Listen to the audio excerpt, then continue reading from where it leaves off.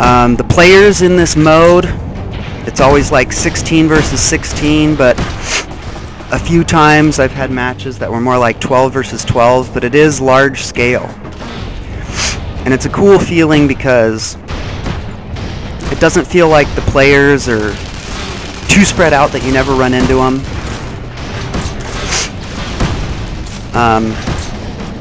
But you can see them from far away, and there definitely are some that are far away, so it really gives a grand scope to the gameplay, which is a big,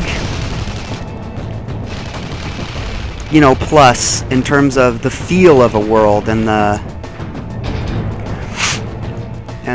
ambiance of a world when it comes to multiplayer games, either massively multiplayer games or smaller scale competitive multiplayer games.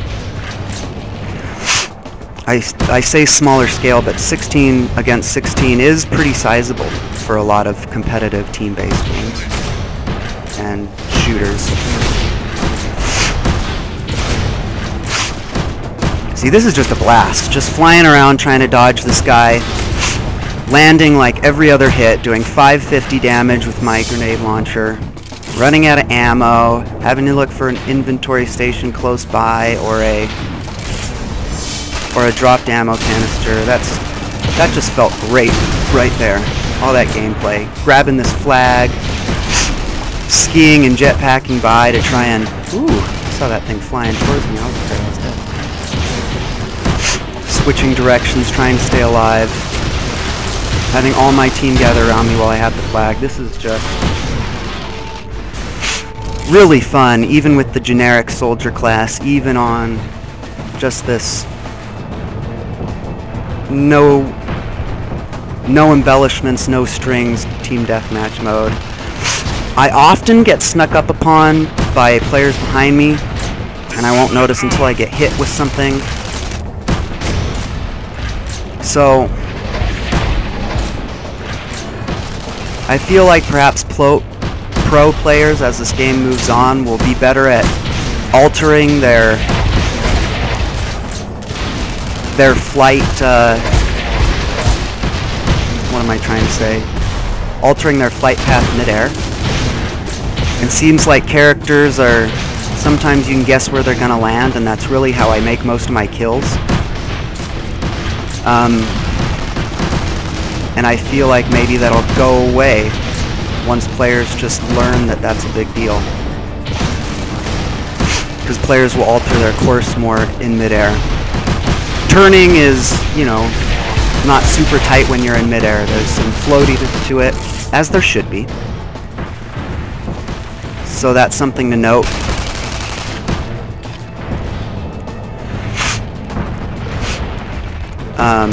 So perhaps I'm wrong. Perhaps that's just the nature of the game, that people kind of have to land where they're projected to land. See, now that game was pretty close. I keep getting distracted and not checking the score, but it happens. I'm not sure what that is, but it looks like a ribbon medal instead of just a token medal. I feel like this should tell me what it is as soon as I get it. I should just hover over it. It should tell me what it means. Some of them are real obvious. It happens has something to do with falling because it looks like a falling person. Flag held, obviously, I got for holding the flag. But every once in a while I come across one that I don't know exactly what it means, and I wish I did. I can probably look it up somewhere, but I just wish it were right here, right in this thing. The red arrows show other stuff that I've never even noticed before.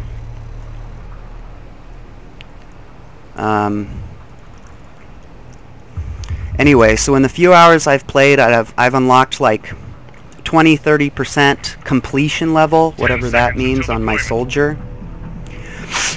So it probably just has to do with the sort of things I've unlocked. I constantly forget that I have throwable grenades, and I constantly forget that I have call-ins ready in the top right.